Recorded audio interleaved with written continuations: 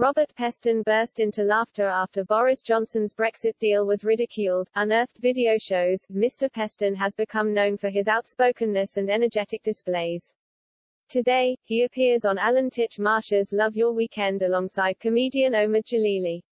The veteran journalist will talk about his new novel, The Whistleblower, a debut political thriller set in the world of Westminster. Mr. Peston is no stranger to TV. After a long career in front of the camera for the BBC, he has presented his flagship political show, Peston, on ITV since 2018.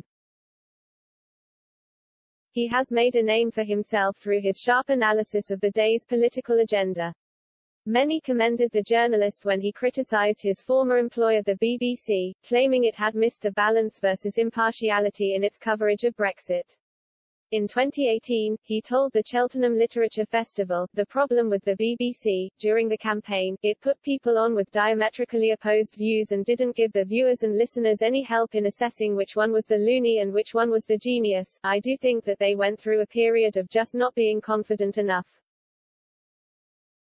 Impartial journalism is not giving equal airtime to two people, one of whom says the world is flat and the other one says the world is round. That is not balanced, impartial journalism. However, Peston himself appeared to slip up when covering Brexit on his show. It was 2019 and Boris Johnson was working on his Brexit deal with the EU, but he came under criticism after many claimed it looked much the same as what his predecessor, Theresa May, had proposed, which many Brexiteers rejected. Alexandra Phillips, the then Brexit Party MEP for South East England, appeared on Peston and compared the deal to a piece of cheese left out of the fridge. She said, "I think a bit like a piece of cheese left out of the fridge. Boris was trying to ram this thing through Parliament so it couldn't be scrutinised. Now it's out in the open air, it's going to start to honk."